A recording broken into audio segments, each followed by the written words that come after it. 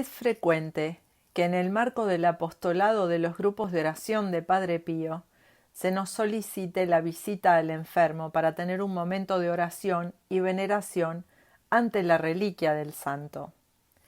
Enfáticamente nosotros indicamos que es prioritario que el enfermo reciba la unción de los enfermos, ya que es un sacramento maravilloso. Vamos entonces luego de su administración por parte de un sacerdote. Abordaremos ahora los detalles, primero citando las palabras del padre jesuita Bernard Sesbue y luego nos introduciremos, como siempre hasta ahora lo hemos hecho, en el Catecismo de la Iglesia Católica. El padre Bernard Sesbue se refiere a la unción de los enfermos como la ternura de Dios hacia la humanidad que sufre. La unción de los enfermos de alguna manera es el pariente pobre de los sacramentos. Se habla poco de él, sin duda, porque nos recuerda una situación difícil en la que quisiéramos no reparar. La Iglesia, por lo demás, no lo impone como sacramento necesario para la salvación. Este sacramento responde y corresponde a un aspecto esencial de la condición humana, al que ninguno de nosotros habrá de escapar: el padecimiento de la enfermedad y la amenaza de la muerte. Resultaría pues sorprendente que la buena noticia que conocemos como Evangelio no nos propusiera más que palabras ante estos hechos. Lo cierto es que pone a nuestra disposición un sacramento misteriosamente ordenado a nuestra cura. Hay que entender bien este último término, pues de lo que se habla es de la curación definitiva de la totalidad de nuestro ser, considerado en su doble aspecto de cuerpo y de espíritu, es decir, de nuestra salvación. La unción de los enfermos es, pues, un sacramento del Espíritu Santo, ordenado a nuestra salvación y cuya acción se simboliza con la unción medicinal del óleo o aceite. Para el sacramento de la unción de los enfermos no contamos con un acto institucional que provenga de Jesús. El propio Concilio de Trento, que tanto interés desplegó por fundar en Cristo todos los sacramentos, reconocía que sólo fue insinuado por él cuando envió a los 12 en misión. Ellos se fueron a predicar que se convirtieran, echaban muchos demonios, ungían con aceite a muchos enfermos y los curaban. Leemos en Marcos. Más tarde, añade el concilio, el sacramento fue promulgado por el apóstol Santiago, y ya en el siglo V la Iglesia había reconocido el fundamento bíblico del sacramento. Frente a la opinión de los reformadores del siglo XVI, Trento mantenía que los apóstoles, lejos de habérselo inventado, se limitaron a obedecer una orden de Jesucristo. Pero hemos de ir más allá, siempre en busca de Cristo como fundamento de los sacramentos, más que como su fundador. De esta manera nos encontramos con relatos de Jesús curando a los numerosos enfermos que le salen al paso, a Jesús asumiendo el título de médico y, por último, el misterio de la salvación de la humanidad, presentado como una curación en virtud del juego de palabras interno al término latino salus, que significa tanto salud como salvación, y de donde procede Salvador. Jesús curó a muchos enfermos. De hecho, en su ministerio público tuvo un lugar importante esa actividad, indicio claro de su compasión por los sufrimientos físicos, cuya realidad estaba lejos de dejarlo impasible. Pero no era solo eso. Sus gestos de curación lo eran también de salvación. Vemos así que los evangelistas no intentan distinguir entre curación y expulsión de demonios. Ambas acciones van de la mano, pues manifiestan el poder de Jesús en su combate contra la fuente del mal. y es que la enfermedad no es en efecto un mal puramente físico, ya que afecta al ser humano en su conjunto como signo y consecuencia del pecado. Ante ella Jesús siente compasión y con su palabra echó a los espíritus y curó a todos los enfermos. Leemos en Mateo 8. Insistamos en que una cosa y otra van juntas. Por eso, las curaciones obradas por Jesús son anuncio de la venida del reino y exigen el requisito único de la fe. Pero no nos confundamos.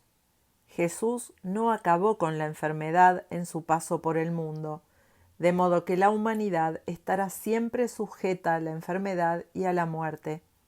Sin embargo, esas curaciones son señales de que la fuerza divina que ha de vencerlas está ya en acción. Por tanto, y aunque eran reales, indican algo más allá, a saber, que la salvación consistirá en la curación definitiva de todo nuestro ser. Lo que anuncian es, pues, nuestra resurrección. En suma, tienen un valor simbólico y en ese mismo aspecto los gestos de Jesús son preludio de los sacramentos cristianos. En su primer envío de los apóstoles, Jesús les dice: «Id predicando que el reino de Dios está cerca. Curad a los enfermos, resucitad a los muertos, limpiad a los leprosos, echad a los demonios». Y así fue. Los 12 echaban muchos demonios, ungían con aceite a muchos enfermos y los curaban. Estos signos mesiánicos de salvación tuvieron una grave contrapartida: la pasión de Cristo. A propósito de estas curaciones obradas por Jesús, Mateo cita el versículo del siervo sufriente de Isaías. Él tomó nuestras flaquezas y cargó con nuestras enfermedades. Leemos en Isaías 53. Así pues, al curar a los enfermos, Jesús pone de manifiesto que ha tomado sobre sí todo el mal, inseparablemente físico y espiritual, de la humanidad, y que está dispuesto a sufrir él mismo en su carne y en su espíritu hasta la muerte. Las curaciones tienen, pues, una realidad inmediata, pero son también el anuncio de la curación definitiva, la resurrección última de la muerte, así como el anuncio mesiánico de la salvación. Esto significa que, una vez más, nos encontramos con que Cristo es el fundamento de los sacramentos por su misterio pascual. A quienes le reprochan el compartir mesa con los publicanos y pecadores, les replica: «No tienen necesidad de médico los sanos, sino los enfermos». Para añadir enseguida: «Pues no he venido a llamar a los justos, sino a los pecadores», palabras que son comunes a los 3 sinópticos. En la sinagoga de Nazaret, ante la incredulidad de las gentes de su pueblo, afirma: «Seguramente me diréis aquel refrán: médico, cúrate a ti mismo. Lo que hemos oído que has hecho en Cafarnaúm, hazlo también aquí en tu patria». Extraigamos de los datos procedentes de la Escritura, de la tradición eclesial y de los concilios el núcleo del sacramento, donde se asigna un importante lugar a la oración. El signo sacramental de la unción es el propio de un remedio. Como los sacramentos ejercen sus efectos a partir de los signos que los acompañan, hemos de estar muy atentos a los símbolos de cada uno de ellos. Un remedio tiene, por definición, el cometido de curar. Pues bien, ¿cuál es, en este caso, la enfermedad y cuál es la curación en la que se confía? Queda bien claro, por cierto, que el remedio de que hablamos no pretende actuar de manera natural y física, situándose en el mismo plano que la farmacopea moderna, sino que se trata de un don del Cristo médico, en virtud del cual puede el enfermo participar en el misterio pascual con el fin de encontrar la verdadera salud, que es la salvación. El destinatario de la unción es la persona enferma. Esta afirmación ha de tomarse en toda su hondura existencial, pues cuando una enfermedad es grave, determina al ser humano en su totalidad. Pensemos en aquel o aquella de quien dicen sus familiares: esta vez la enfermedad le ha afectado de verdad. Así es, el impacto del mal se deja sentir en la totalidad de su ser. En la enfermedad, la presencia del cuerpo no es ya la normal, y eso vale para la persona entera. El enfermo, en efecto, sufre también en su ser moral y espiritual, en toda su persona, lo cual entraña vivir una experiencia de radical fragilidad. Toda su existencia se le muestra bajo una nueva luz, y su porvenir está en entredicho. Ha salido de la normalidad, cuando la vida, que se da por supuesta, trae consigo su cortejo de proyectos y sueños. Ahora la vida ya no puede darse por supuesta. El enfermo se enfrenta, en suma, a una situación de crisis en la que su libertad ha de afrontar un cuestionamiento de raíz, precisamente cuando más le hacen falta las fuerzas para encarar su destino. El creyente, el cristiano, experimenta también, como es lógico, esta prueba que forma parte de la condición humana. Ve cómo su fe ha de pasar por una suerte de cernedor y tal vez por la tentación. Puede que se pregunte por qué está Dios ausente. Necesita entonces fuerza para luchar contra esa tentación, porque su libertad profunda, aquella de la que depende la orientación definitiva de su ser, corre el riesgo de caer en la astenia espiritual. El remedio de la curación cristiana. Al cristiano enfermo le ofrece Cristo, que está vivo en su iglesia, un remedio con el que podrá curarse.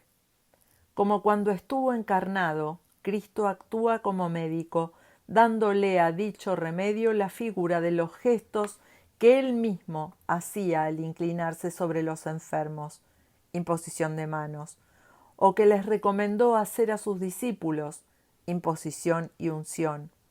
Gestos curativos por medio de los cuales anunciaba la venida del reino y la liberación de todo mal, es decir, la salvación.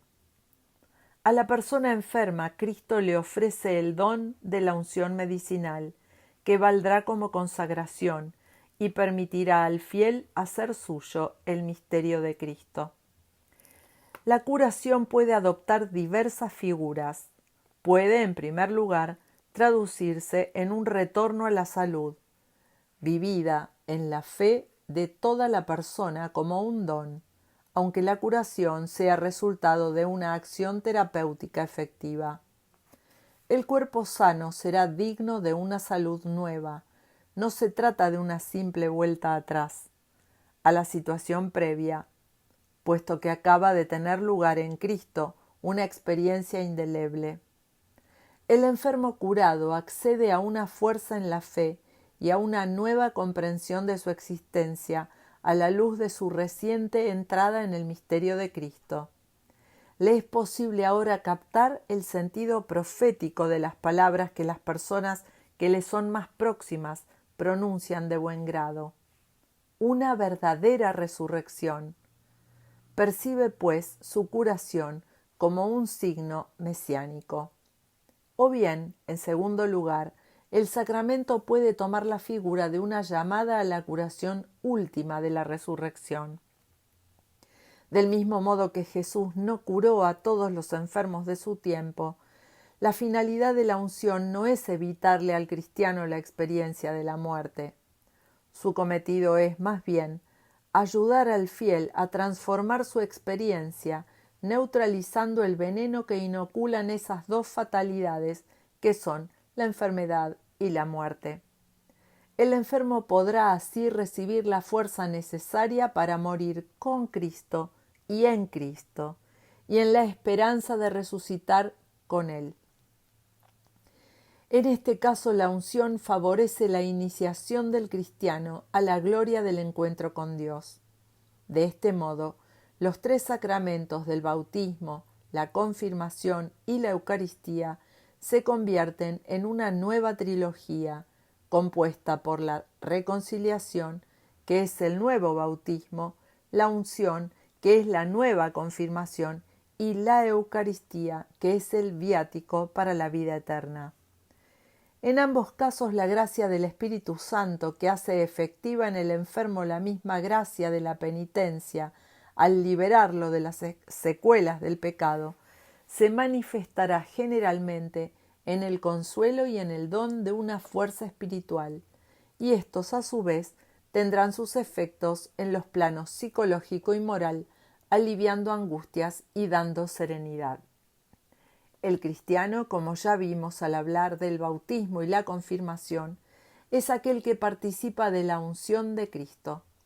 San Pablo dice así a los Corintios: Dios es el que a vosotros y a nosotros nos mantiene firmes en Cristo, el ungido, y nos ha consagrado, nos ha ungido. A esto se debe que el bautismo incluya una unción. La confirmación más adelante es la unción del Espíritu Santo. Y por último, la unción de los enfermos configura al fiel que sufre según el modelo de Cristo, el ungido del Padre, por el don del Espíritu, y lo marca para la curación y la salvación de todo su ser. Dice el padre Francisco Walker, integrante del Tribunal Canónico de Santiago de Chile: la penitencia y la unción de los enfermos son dos sacramentos de curación mediante los cuales la Iglesia, con la fuerza del Espíritu Santo, continúa la obra de sanación de Cristo, que vino a curar y salvar al hombre entero. Bajo esta perspectiva de la curación, deben ser entendidos los efectos propios del sacramento de la unción de los enfermos. Solo los sacerdotes, presbíteros y obispos pueden administrar el sacramento de la unción de los enfermos.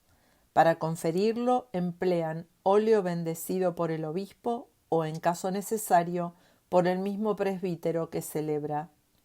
Lo esencial de la celebración de este sacramento consiste en la unción en la frente y las manos del enfermo, en el rito romano, unción acompañada de la oración litúrgica del sacerdote celebrante que pide la gracia especial de este sacramento. La gracia del sacramento de la unción de los enfermos tiene como efectos la unión del enfermo a la pasión de Cristo para su bien y el de toda la Iglesia, el consuelo, la paz y el ánimo para soportar cristianamente los sufrimientos de la enfermedad o de la vejez, el perdón de los pecados si el enfermo no ha podido obtenerlo por el sacramento de la penitencia, el restablecimiento de la salud corporal si conviene a la salud espiritual, y la preparación para el paso a la vida eterna. Palabras del Papa Francisco en la audiencia general del 26 de febrero del año 2014. El sacramento de la unción de los enfermos nos permite tocar con la mano la compasión de Dios por el hombre. Antiguamente se le llamaba extrema unción, porque se entendía como un consuelo espiritual ante la inminencia de la muerte. Hablar, en cambio, de unción de los enfermos nos ayuda a ampliar la mirada a la experiencia de la enfermedad y del sufrimiento en el horizonte de la misericordia de Dios. Hay una imagen bíblica que expresa en toda su profundidad el misterio que trasluce en la unción de los enfermos. Es la parábola del buen samaritano en el Evangelio de Lucas, capítulo 10. Cada vez que celebramos ese sacramento, el Señor Jesús, en la persona del sacerdote, se hace cercano a quien sufre y está gravemente enfermo o es anciano. Dice la parábola que el buen samaritano se hace cargo del hombre que sufre derramando sobre sus heridas aceite y vino. El aceite nos hace pensar en el que bendice el obispo cada año en la misa crismal del Jueves Santo, precisamente en vista de la unción de los enfermos. El vino, en cambio, es signo del amor y de la gracia de Cristo, que brotan del don de su vida por nosotros y se expresan en toda su riqueza en la vida sacramental de la Iglesia. Por último, se confía a la persona que sufre a un hotelero, a fin de que pueda seguir cuidando de ella sin preocuparse por los gastos. Bien, ¿quién es ese hotelero?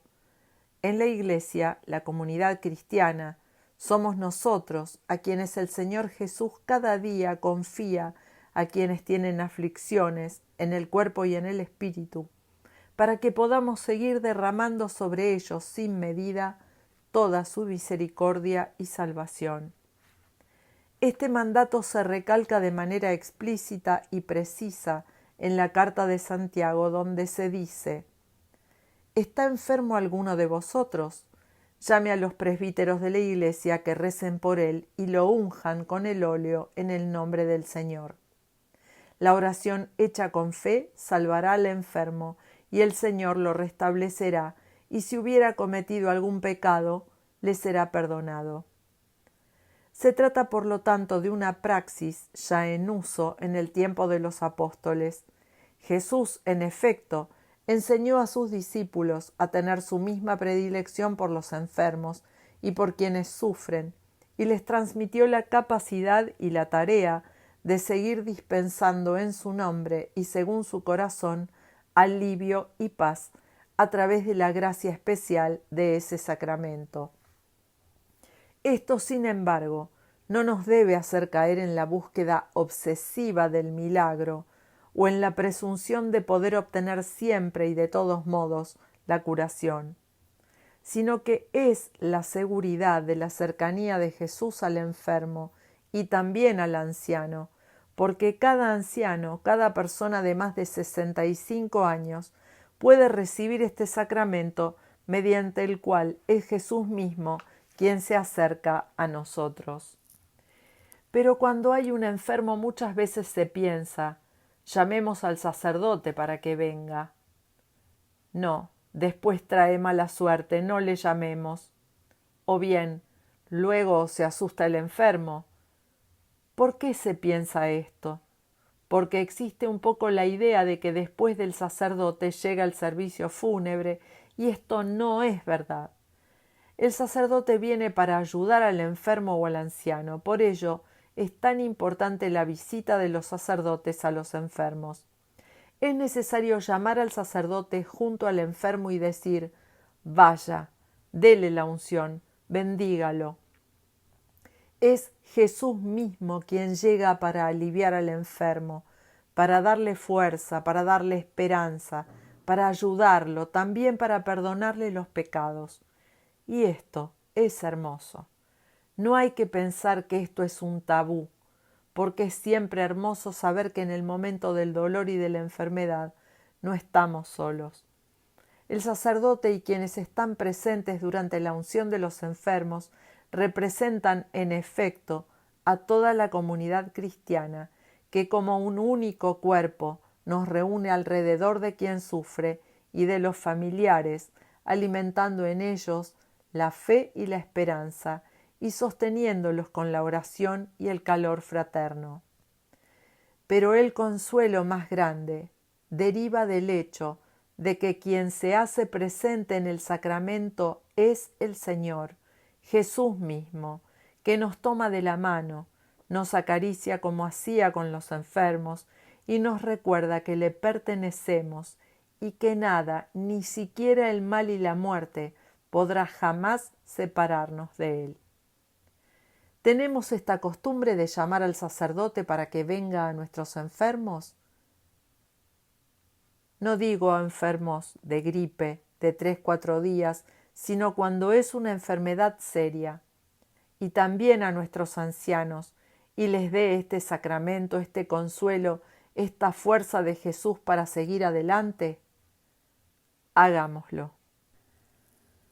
A continuación, la plegaria que se formula en la misa crismal del Jueves Santo.